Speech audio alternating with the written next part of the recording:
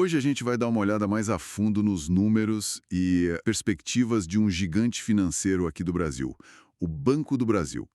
Recebemos algumas informações, fizemos umas análises e fica a pergunta, né? As ações caíram bastante. Pois é, chegaram a bater quase R$ 30 esse ano, mas aí recuaram, estão ali na casa dos R$ 22. Exato. E o valor de mercado está ali por volta de 90 bilhões de reais. Será que ainda vale a pena olhar para esse papel? Vamos tentar entender isso melhor. Exatamente. A nossa análise, ela parte muito das projeções da própria gestão, sabe? O tal do guidance. E também de alguns cenários que a gente consegue traçar com os dados que estão disponíveis e as tendências, né? O objetivo aqui é tentar enxergar o potencial de retorno que o banco pode de fato oferecer. Certo. E o que essas projeções estão dizendo para a gente? O que mais, assim, chama a atenção nesses números recentes? Viu um crescimento bem forte na carteira de crédito no começo do ano. Superou até o guidance inicial deles. Embora sempre tenha incerteza pela frente, claro. Nos nossos estudos, a gente está considerando um crescimento de 8% para os ativos geradores. Que são basicamente a carteira de crédito e outros títulos que rendem para o banco, certo? Isso, exatamente. Para 2025, isso levaria o total para uns 2,3 trilhões de reais.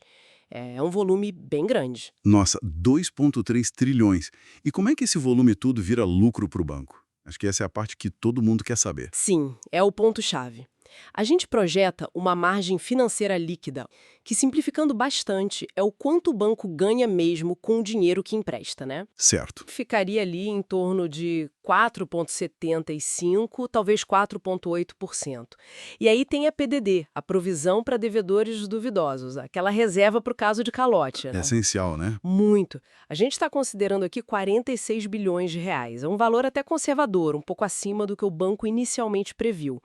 Se a gente somar isso a um crescimento, digamos, modesto nas receitas de serviços, tipo uns 2,8%, e um bom controle das despesas operacionais, a gente chega num lucro estimado de 30,5 bilhões de reais para 2025. 30,5 bilhões? Uau! Mesmo com essa provisão para calote mais conservadora? Exato. E o que isso quer dizer na prática para quem está pensando em investir? Qual o retorno disso? Bom, isso poderia representar um dividend yield, que é só o retorno com o dividendo, né?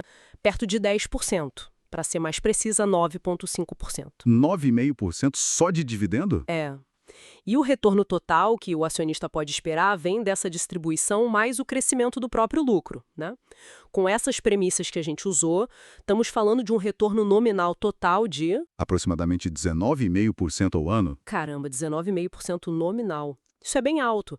Mesmo se a gente tirar a inflação, vamos colocar aí uns 6%, Isso? ainda sobraria um retorno real muito bom, né?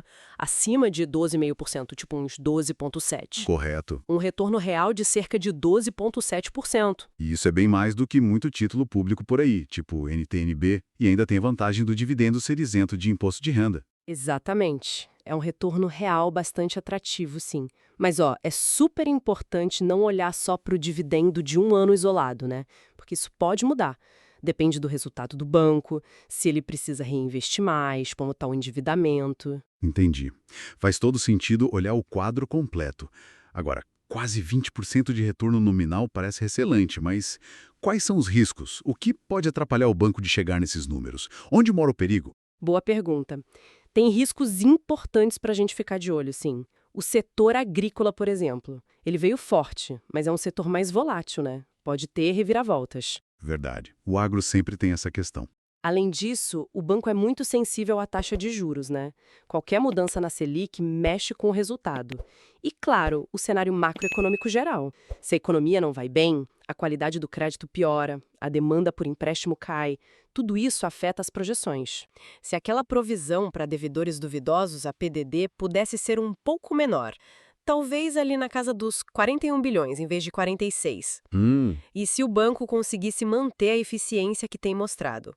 O lucro poderia chegar perto de 33 bilhões de reais. 33 bilhões. E o retorno? Aí o retorno nominal subiria para 21% e o real passaria dos 14%. Mais de 14% real. Isso aponta para um potencial assim de dobrar o capital investido em uns 3 anos e meio, mais ou menos. O que, claro, chama muito atenção.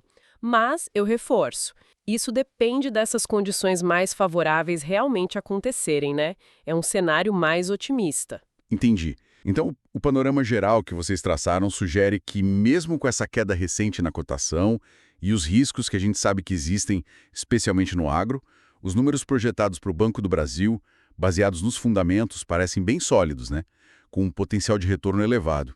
Fica aquela reflexão: será que o mercado, ao derrubar tanto a cotação, não está exagerando nos riscos de curto prazo e talvez ignorando esse potencial de lucro que os fundamentos indicam, mesmo no cenário conservador? Exato. Ponderar essa diferença em que o preço que o mercado está pagando e o valor que a análise indica é, assim, fundamental para o investidor.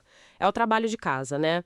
E olha, para quem quiser saber mais sobre essa metodologia de investir focado em dividendo, tem o livro do senhor Luiz Barsi, O Rei dos Dividendos. Ótima dica. E para quem quer se aprofundar ainda mais em investimento em ações, análise de valor, tem outros 2 livros excelentes.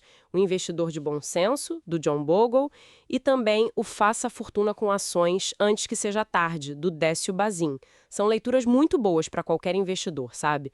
A gente deixou os links na descrição. Perfeito. E só para finalizar, é sempre bom lembrar: esse estudo não é de forma alguma um serviço de análise ou uma recomendação de investimento, tá? A gente está falando de renda variável, de bolsa de valores, e o risco faz parte do jogo. Qualquer decisão de comprar ou vender uma ação é responsabilidade total de cada investidor. É isso. Um abraço e até a próxima.